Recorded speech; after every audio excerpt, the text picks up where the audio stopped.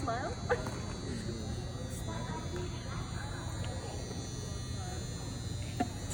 And then let me show you the note cards.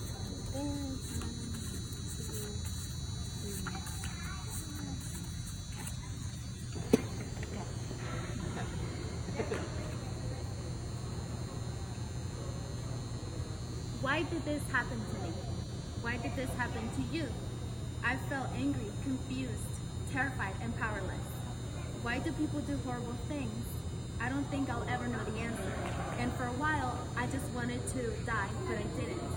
Because even though every day that I lived on, I felt like I was being dragged through glass, I saw good things around me, and I realized that everything is evil. This is an example of unwanted behavior that can happen to anyone regardless of their gender. This is to create a movement of accountability against violence and sexism. The movement #MeToo was created as a way to stop sexual harassment and sexual assault in the workforce by exposing unwelcome behavior and inhumane treatment against women. I am a female, and statistics shows that 1 in 5 females will be raped at least once in their lifetime. College students are high risk for sexual violence, and we as individuals need to recognize this behavior so collectively we can put an end to it. First, I will define what the #MeToo movement is and explain the history of it. I will point out examples of where we see this kind of behavior and how it applies to all of us. And finally, I will provide suggestions to the audience on how they could create awareness. MeToo, the #MeToo movement was founded by Tarana Burke in 2006. Burke is a survivor of sexual assault and wanted to do something to help women and girls of color who had survived sexual violence. Tarana Burke is an American social activist, and she was the first to use the phrase. The movement became predominantly famous in 2017 when multiple high celebrities started to open up about their experiences with sexual harassment in the film industry. Her intent was to show the world of how common sexual harassment is, and by telling the survivors that it is okay and they're not alone and it's okay to talk about it.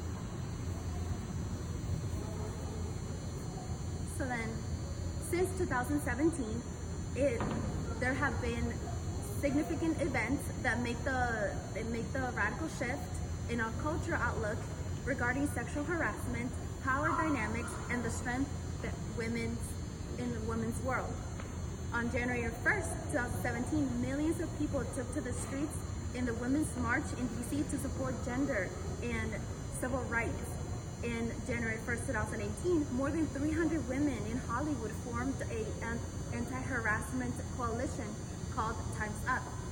In that same year, celebrity figures in restaurant industry, including Mario Batali, were accused of sexual harassment. In January 20th, 2018, more than 1 million people took to the streets around the world in the second year of that Women's March. In September that same year, the Supreme Court nominee, Brett Kavanaugh, was accused of sexual harassment. Although he denied it, he was eventually sworn in as our 114th Supreme Court Justice. That same year in 2018, September, Bill Cosby, at 81 years old, was sentenced to 3 to 10 years in jail for drugging and sexually assaulting someone in his estate. He was the actual first celebrity to be sentenced to prison in the #MeToo movement. Later that year, in November, the House of Ethics Committee swift resolutions to negotiate of how now we do our system of reporting sexual harassment. Now, starting in January 3rd, 2019, Chicago R&B singer R. Kelly was accused of running a sex cult following the Lifetime 6 episodes that explores allegations against him.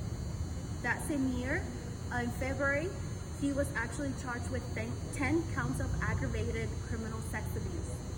In September 4th, 2019, Chanel Miller, who stayed anonymously after being sexually assaulted by Brooke Turner in 2015, came out with an episode in 60 Minutes.